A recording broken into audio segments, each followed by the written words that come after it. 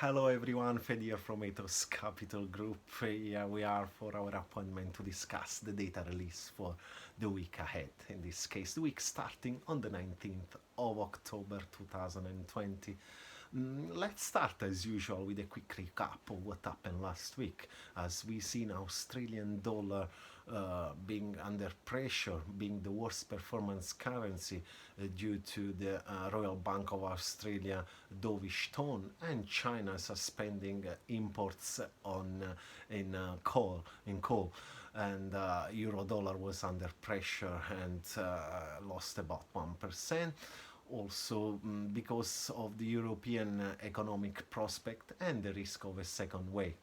Gold also fell 1% on the back of a strong US dollar against all the major pairs. And GBP, British pound, was volatile on the back of Brexit negotiation. So the tighter COVID restriction across Europe in the past week, along with a low expectation of a pre-election stimulus plan to be approved, with Brexit negotiation going on and the polls on US election, put a lot of anxiety in the markets. So with none of these issues, outstanding issues to be expected to be resolved next week, investors are looking at the global PMIs. But let's say, however, the week can get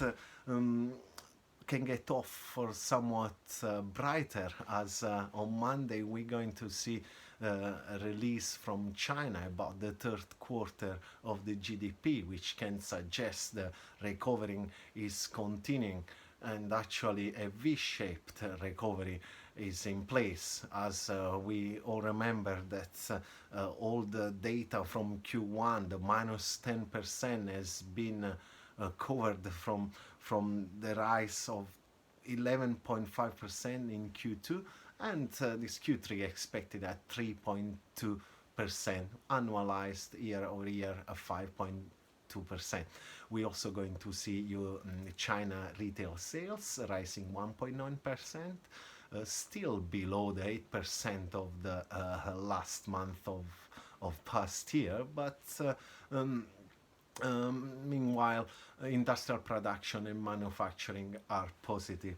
Well, what we're going to see in Europe, all suggesting is Europe heading for a double dip.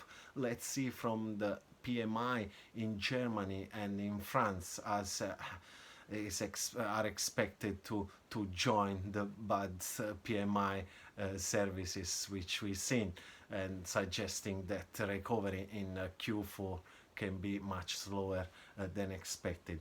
In UK, we're also going to see PMI release, suggesting that better than Europe, but slowing down.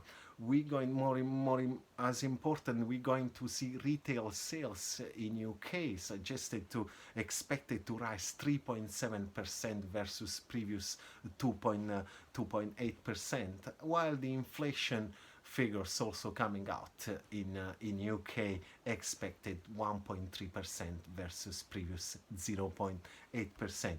In New Zealand, we're also going to see inflation data, and any deterioration in this number can only suggest that it's a matter of time before the Reserve Bank of New Zealand can cut interest into negative.